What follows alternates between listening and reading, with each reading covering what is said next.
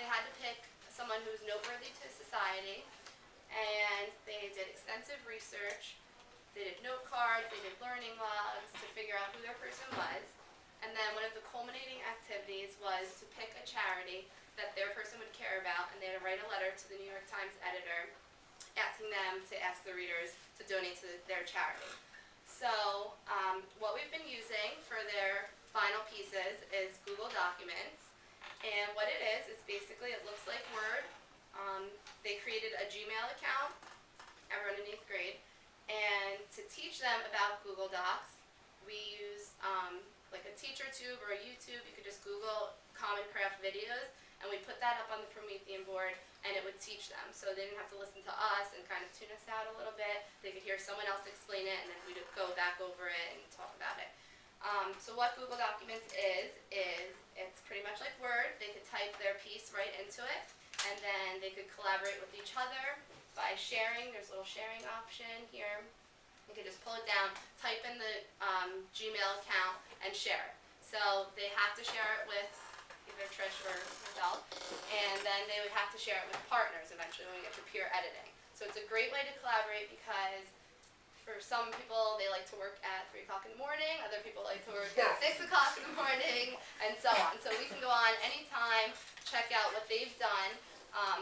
Our favorite part of this is the revision history. You can go through and you can see every person that's been in the document, what time they've been in the document, and you can click on it and see in different colors what they've done at that time. So one of Emma's partners was Hannah Erickson. You can go and see everything that Hannah's done at the exact point of it. That's the benefit of doing this. So instead of marking up their paper and writing all over it, they can click on the exact spot in the document, type things in, explain this further, what are you talking about here, or great job, whatever it is.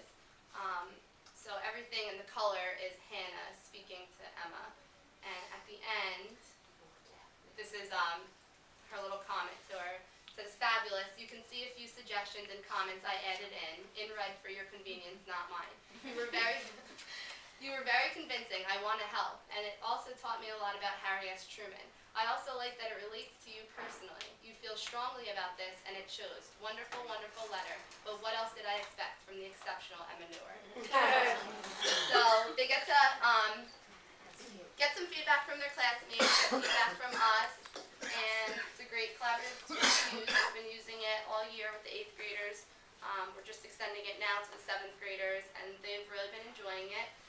Another great thing for the Promethean board is we can pull this up, they can see it, and we can point out if Emma did something exceptional, or if we're talking about a positives that week, we can go and underline the positives or whatever it is that we're talking about. So. Their own writing. Yeah. We work with their own writing as opposed to...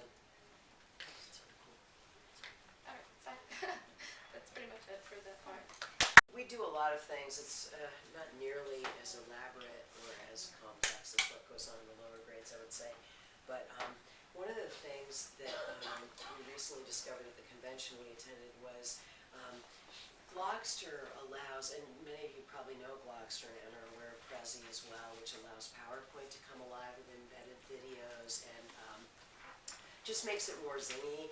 I'm sort of tired of paper. I love paper, but I'm the thing that we really loved about the culminating activity, creating a blog, was that the students were allowed to be creative with their use of multimedia and creating a poster that can showcase. They looked for videos and they looked for photographs, and they had to embed the research. It was research-based, and they did a works cited. All of that was above board. But what was cool was a kid like Craig Lapham, who was particularly, he intense about his work, a wonderful student. He loved Travis Roy, and he caught these great, 9 seconds into Travis Roy's first game as a pro, he was paralyzed for life, paraplegic. And this spoke to Craig, the story, and this blog that we're going to showcase on Thursday to all the parents. We have blogs made by all the students about all their biography subjects.